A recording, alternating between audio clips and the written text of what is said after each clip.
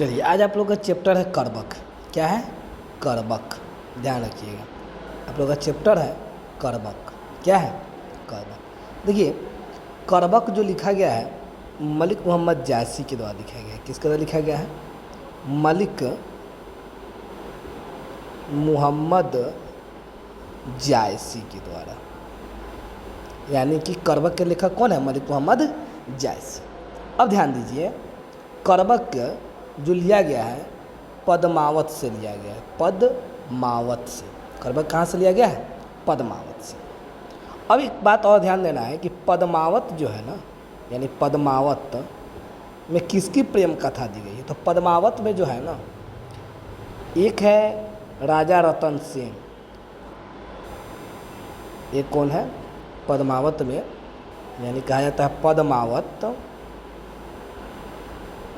इसमें जो दिया गया है राजा रतन सेन की कहानी। किसका है? राजा रतन सेन।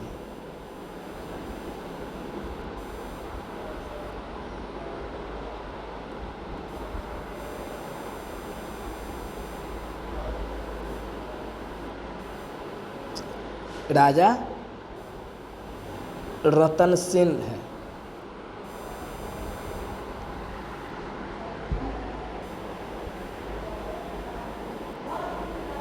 राजा रतन सेन, ठीक है।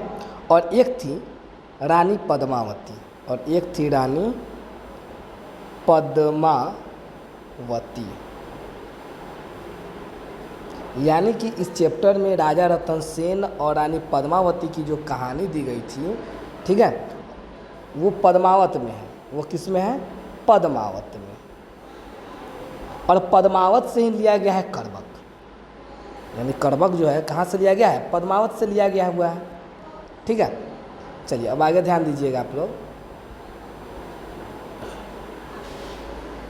चलिए आगे कहते हैं,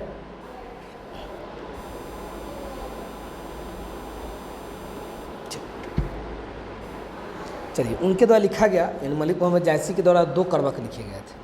यानी कर्बक 1 और कर्बक 2 है। इसमें से पहले आप लोग को जानना है कर्बक 1 के बारे में। किसके बारे में जानना है? कर्बक 1 के बारे में जानना है आपको। किसके बारे में? कर्बक 1 के बारे में। तो देखिए, कहा जाता है एक नैन कवि मोहम्मद गुनी। एक नैन कवि मोहम्मद, यानी कि एक आँख। कवि का मतलब क्या होता है? कवि। कवि का मतलब क्या होता है? कवि। और मोहम्मद गुनी यानी कि गुणवान मलिक मोहम्मद जायसी। मोहम्मद गुनी का मतलब कौन था? गुणवान मलिक मोहम्मद जायसी। यानी कि पहले कर्बक में मलिक मोहम्मद जायसी जो थे ना, अपनी तुलना करते हैं बहुत सारे वस्तुओं से। यानी बहुत सारे चीज़ों से क्या कि वो अपनी तुलना किए हुए हैं। मलिक मोहम्मद जायसी को चेचक हुआ था, वह बाएं आँख और कान से ग्रसित थे, ठीक है, लेकिन फिर भी वह अपनी तुलना करते हैं और कहते हैं कि इंसान के अपने गुण के समक्ष सभी अवगुण जो क्या होते हैं? दूर हो जाते हैं। अगर इंसान में कोई अपना गुण है तो वो गुण क्या है? उसके अवगुण के समक्ष क्या हो जाएगा? खत्म हो जाता है। तो वही बात कहते हैं, एक नैन कवि मोहम्मद गुनी। मलिक मोहम्मद जायसी के एक आँख थे, सोई विमोहा जय कवि सुन। यानी जो भी उनकी कविताओं को सुनता था वह क्या हो जाता था? विमोहित हो जाता था, खो जाता था, आकर्षित हो जाता था। चांद जैसे जग विधि अवतारा। वे कहते हैं कि चंद्रमा को भी तो विधाता ने क्या किया था? धरती पर जन्म दिया या धरती पर उतारा। दीन कलंक किनु जियारा। वह क्या है? कलंकित है, उसमें दाग धब्बा है, लेकिन फिर भी वह क्या करता है? पूरे संसार को प्रकाशित करता है। उजियारा मतलब प्रकाशित करना। जग सूझा एक ही नैना। जग सूझा एक ही नैना। वे कहते हैं कि अपने एक ही आँख से वे पूरे संसार को देख लिए। यानी वे एक ही आँख से पूरे संसार को देख लेते हैं। वह सुख अस नक्ता महा। वह सुख अस नक्ता महा। जिस प्रकार नक्षत्रों के बाद, नक्ता का मतलब होता है नक्षत्र, सभी नक्षत्रों के बाद क्या होता है? शुक्र तारा दिखाई पड़ता है ना, अकेला। ठीक उसी प्रकार मलिक मोहम्मद जायसी जो थे सभी कवियों में से क्या थे? एक थे। जौ लही अम्बही डाभ न हुई। जौ लही अम्बही डाभ न हुई, ठीक है। अम्बही का मतलब होता है आम। अम्बही का मतलब क्या होता है? आम। और डाभ का मतलब होता है मूजर, यानी मंजरी। जब तक आम में मंजरी नहीं जाती तो लही सुगंध बसाई न सोई, तब तक उसमें क्या होता है? सुगंध नहीं जाती है। किन समुद्र पानी जो खारा। वे कहते हैं कि समुद्र का जो पानी होता है वह क्या है? नमकीन है, खारा है। तो अतु भयउ असूझ अपारा, फिर वह क्या है, अपार है, यानी कि बहुत बड़े क्षेत्रों में फैला हुआ है। जौ सुमेरु त्रिशूल विनाशा, वे कहते हैं जब भगवान शंकर ने सुमेरु पर्वत पर त्रिशूल चलाया, जाओ तुम नष्ट हो जाओ, विनाश हो जाओ, भाग कंचन गिरी लाग आकाशा। लेकिन वह क्या होता है, भाग कंचन गिरी लाग आकाशा, यानी कि आकाश को छूने, सोने का हो जाता है। भाग कंचन गिरी मतलब सोने का हो जाना और आकाश को छूने लगना। तो वह क्या होता है, जैसे भगवान शंकर सुमेरु पर्वत पर त्रिशूल चलाते हैं तो वह क्या हो जाता है, कंचन गिरी लाग आकाश, यानी कि आकाश सोने का हो जाता है और आकाश को छूने लगता है। जो लही घड़ी कलंक न पड़ा, यानी जब तक घड़िया में किसी चीज़ को तपाया नहीं जाता। कांच हुई नहीं कंचन करा, यानी कांच हुई नहीं कंचन करा, तब तक वह सोने का नहीं होता है, उपयोग में लाने योग्य नहीं होता है। एक नैन जस दर्पण औते ही निर्मल भाव, एक नैन जस दर्पण औते ही निर्मल भाव, कहा था एक नैन, एक आँख, जस दर्पण, एक ऐनक के समान था, जो क्या था, स्वच्छ और निर्मल। यानी मलिक मोहम्मद जायसी का जो एक आँख था वह दर्पण के समान क्या था, स्वच्छ और निर्मल था। ठीक है, अब आगे देखिए, सब रूपवंत गहीं मुख जो वहीं कहीं चाव। सभी रूपवान उनके समक्ष क्या थे, रूपहीन थे। सभी रूपवान उनके समक्ष क्या थे, रूपहीन थे, और सभी उनसे मिलने के लिए इच्छा लेकर, चाव से आते थे, इच्छा लेकर, चलो आज उनसे भेंट किया जाए, या किसी बात पर उनसे चर्चा करते थे। ठीक है, तो पहले करबक में क्या जाने आप लोग कि मलिक मोहम्मद जायसी द्वारा जो पहला करबक लिखा गया हुआ है, पहला करबक, ठीक है, इसमें क्या किया है कि मलिक मोहम्मद जायसी जो थे अपनी तुलना किए हुए हैं, अपनी तुलना किए हुए, तुलना, ठीक है। और किन किन चीज़ों से तुलना किए हुए, ध्यान दीजिएगा, किन किन चीज़ों से तुलना किए हैं, चांद से किए हैं, ठीक है, उसके बाद शुक्र तारा से किए हैं, आम की मंजरी से किए हैं, समुद्र की पानी से किए हैं, उसके बाद सुमेरु पर्वत से किए हैं, उसके बाद क्या हुआ, घड़िया से किए हुए हैं, उसके बाद एक दर्पण से ये किए हुए हैं। ठीक है, अब दूसरा करबक में आते हैं, ध्यान दीजिए दूसरा करबक क्या है।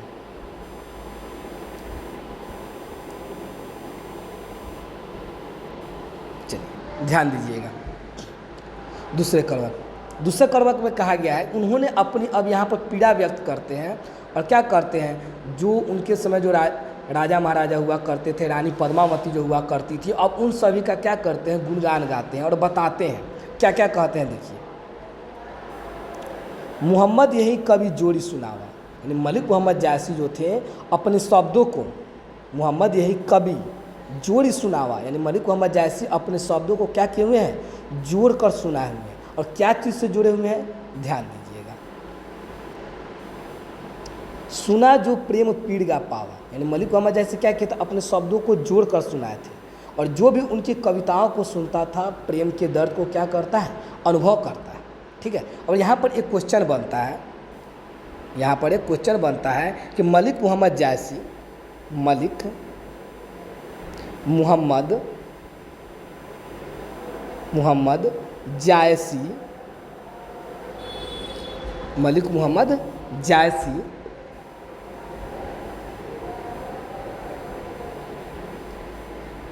किस चीज़ के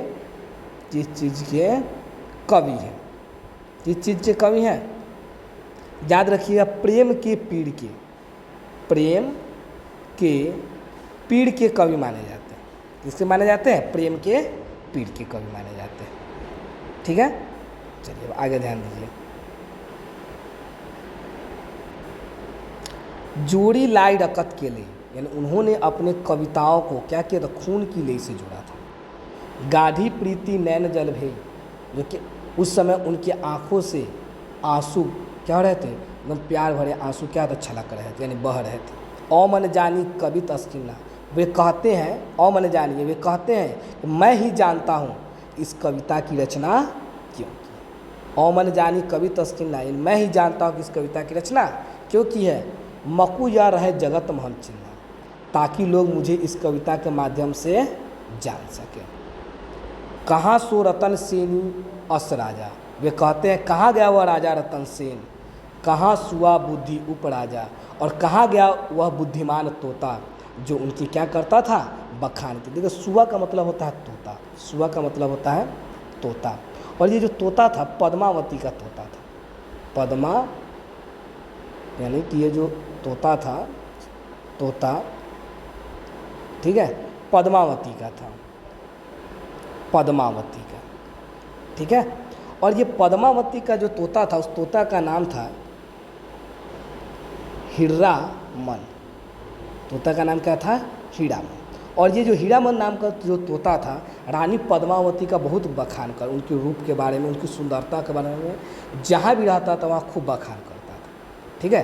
तो वहीं कहा गया है कि कहाँ सुआ असी बुद्धि उपराजा, कहाँ गया वह बुद्धिमान तोता, कहाँ सुल्तान अलाउद्दीन, कहाँ अलाउद्दीन सुल्तान, कहाँ अलाउद्दीन सुल्तान, कहाँ गया वह सुल्तान अलाउद्दीन, कहम राघव जे किंद बखानू, कहाँ गया वह राघव चेतन, राघव चेतन जो सुल्तान अलाउद्दीन यानी अलाउद्दीन का क्या करता था, बखान किया करता था। कहम स्वरूप पद्मावती रानी, और कहाँ गई वह रूप सुंदरी पद्मावती। कोई न रहा जग रही कहानी, आज इस संसार में कोई नहीं है परंतु उनकी कहानी रह गई है। धनी सो पुरुष जस कीर्ति जासु, धन्य है वह पुरुष, धन्य है वह पुरुष जिसकी कीर्ति आज भी इस धरती पर विद्यमान है। फूल मरे पर मरे न बासु, फूल मरे पर मरे न बासु, फूल मर जाते हैं, झड़ जाते हैं, परंतु उनकी सुगंध नहीं जाती है। आगे कहता है केई ना जगत जस बेचा, केई ना ली जस मोह। आज इस संसार में कोई भी किसी को ना ही यश को खरीद सकता है, ना ही उसकी कीर्ति को खरीद सकता है, और ना ही उसके मोल को खरीद सकता है। जो यह पढ़े कहानी, ठीक है। अंत में यानी मलिक मोहम्मद जायसी लास्ट में कहते हैं, क्या कहते हैं कि केई ना जगत जस बेचा, केई ना ली जस मोह, यानी कोई भी इस संसार में किसी के यश और कीर्ति को ना ही खरीद सकता है और ना ही उसके मोल को समझ सकता है। जो यह पढ़े कहानी हम सौरे जो, ये मलिक मोहम्मद जायसी, देखिए पहले ही मलिक मोहम्मद जायसी कह दिए थे कि ये जो कहानी लिख रहे थे किसके लिए, अपने बारे में जानने के लिए। देखिए कह रहे थे ना, तो वहीं यहाँ पर लास्ट में कह रहे हैं जो यह पढ़े कहानी हम सौरे द्वीपु, वे कहते हैं कि जो भी इस कहानी को पढ़ेगा 2 शब्दों में मुझे भी याद करेगा, ठीक है। तो आप लोग को एग्जाम में क्वेश्चन पूछता है कि दूसरे करबक